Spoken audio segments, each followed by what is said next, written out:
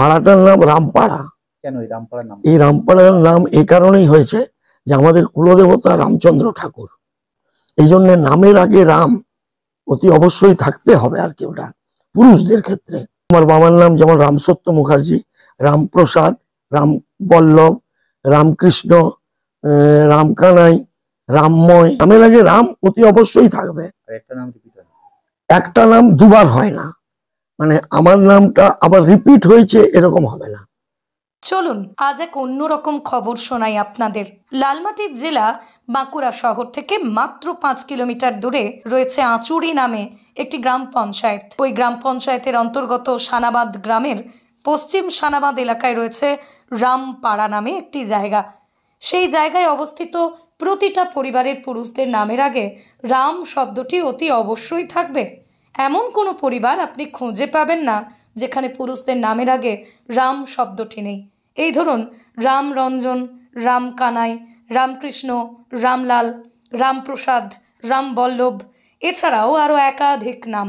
সবথেকে আশ্চর্যের বিষয় হলো ওই পাড়ায় রাম নাম যোগ করে যে নাম একবার রাখা হয়ে যায়, সেই নাম দ্বিতীয়বার আর কোনো পুরুষের রাখা হবে না। এমনই নাম ঠিক করা হয় রাম নাম যোগ করে। এমন ঘটনার ইতিহাস সম্পর্কে জানা গেছে বাঁকুড়ার ওই রামপাড়ার মুখার্জি পরিবারের কুলদেবতা হলেন শ্রী রামচন্দ্র ঠাকুর। তবে যে মন্দিরে তাঁরা পুজো করেন সেই মন্দিরে রামের কোনো মূর্তি নেই। তৎকালীন সময় রাম জন্মভূমি অযোধ্যা থেকে শালগ্রাম শিলা এনে তাঁকেই রাম রূপে পুজো করেছিলেন মুখার্জি পরিবারের সদস্যরা।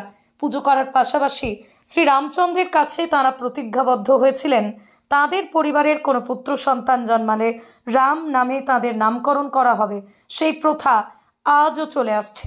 মুখার্জি পরিবারে যখনই কোনো পুত্র সন্তান জন্মেছে তখনই রাম নাম দিয়েই তার নামকরণ করা হয়েছে। এখনও এই মন্দিরে প্রতিদিন নিয়ম করে 3 বেলা পুজো করা হয়। সকালে বিশেষ পুজো পাঠ, দুপুরে অন্নভোগ, সন্ধ্যায় সন্ধ্যা আরতির মাধ্যমে পুজো করা হয়ে থাকে। পরিবারের কোনো অনুষ্ঠানে ধুমধাম করে রামচন্দ্রের পুজো করা হয়।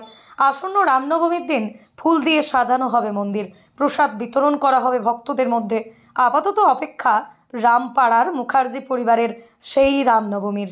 আমাদের গ্রামের নাম পশ্চিম সানাবাদ, এই পাড়াটার নাম রামপাড়া।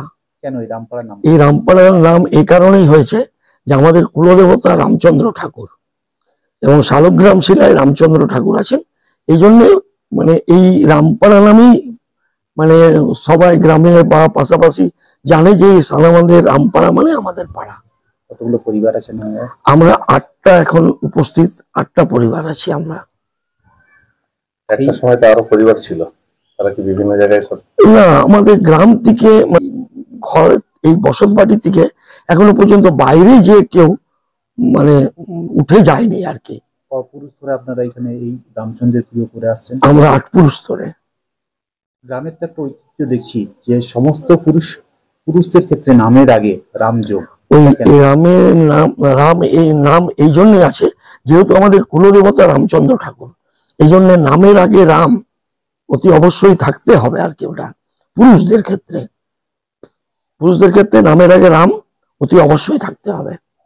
বিভিন্ন যখন অনুষ্ঠান হয় সেই সময় তার আগে কি দেবতার পুজো করা হয়? হ্যাঁ হ্যাঁ হ্যাঁ হ্যাঁ, প্রথমে তো রামচন্দ্র পুজো হবে, তারপর সেই শালগ্রাম শিলা বাড়িতে নিয়ে যাওয়া হবে এবং বাড়িতে তার ভোগ পুজো আলাদা করে হবে, রামের বরণ হবে, মানে রামকে বাদ দিয়ে কিছুই হবে না আর কি। যে কোনো অনুষ্ঠান, যে কোনো অনুষ্ঠানই ঠাকুর নিয়ে যেতেই হবে আর কি। বাড়িতে প্রতিদিনই নিত্য পুজো 3 বার করে হয়। সকালে মানে শীতল পুজো হয়, তারপরে ভোগ পুজো হয়, অন্ন ভোগ হয়, তারপর সন্ধ্যাবেলায় আবার আরতি হয়। 3 বার অতি অবশ্যই হবে। রামনবমী কোনো বিশেষ অনুষ্ঠান হয়? রামনবমীতে বিশেষ অনুষ্ঠান তো হবেই, কিন্তু কতটা কি করতে পারবো সেটা মানে চিন্তার বিষয় আছে। এই শালগ্রাম শিলা কোথা থেকে আনা হয়েছে? এই শালগ্রাম শিলা আমরা শুনেছি আমাদের পূর্বপুরুষরা অযোধ্যার থেকে নিয়ে এসেছিলেন। অযোধ্যায় রাম মন্দির নির্মাণ হয়েছে অনেক আন্দোলন লড়াইয়ের পর। আপনাদের বাড়িতেও সেই কতটা খুশি? মানে এটা মানে অত্যন্ত খুশির জিনিস আর কি। আমরা তো খুবই খুশি হয়েছি যে অযোধ্যায় রাম মন্দির প্রতিষ্ঠা হওয়াতে, মানে আমরা খুব আনন্দিত আর কি। আপনার নাম? আমার নাম রামরঞ্জন মুখার্জি। এই নাম কয়েকটা নাম যদি বলেন। হ্যাঁ, যেমন মনে করুন মানে আমার বাবার নাম যেমন রামসত্য মুখার্জি, রামপ্রসাদ, রামবল্লভ, রামকৃষ্ণ, রামকানাই, রামময়, রামনিধি, রামরঞ্জন, রামেশ্বর, তারপরে রামতনু, রামচরণ, এইভাবেই মানে রাম থাকবেই আর কি, নামের আগে রাম অতি অবশ্যই থাকবে। আর একটা নাম রিপিট হয়? একটা নাম দুবার হয় না, মানে আমার নামটা আবার রিপিট হয়েছে এরকম হবে না। কোতুলপুরে সর্বপ্রথম এমআরআই পরিষেবা যুক্ত 110 বেডের মাল্টি স্পেশালিটি হসপিটাল হল মেডিকেয়ার জেনারেল হসপিটাল। স্বাস্থ্যসাথী মান্যতাপ্রাপ্ত এই হসপিটালে রয়েছে AC, non AC cabin, modern OT, ICCU, NICU, micro surgery, dialysis বিভাগ, ব্রেন ও spine surgery, cancer surgery, lift সহ নানান পরিষেবা।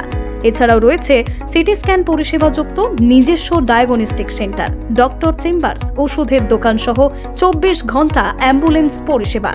24 ঘন্টা অ্যাক্সিডেন্ট এমার্জেন্সি, রোগীর সুচিকিৎসা, সুপরিষেবা এবং সুস্বাস্থ্যই হল আমাদের মূল লক্ষ্য। ঠিকানা সরিষাদিঘি, কোতুলপুর, বাঁকুড়া। যোগাযোগ নম্বর 9434216662 অথবা যোগাযোগ করুন 9732212924 এই নম্বরে।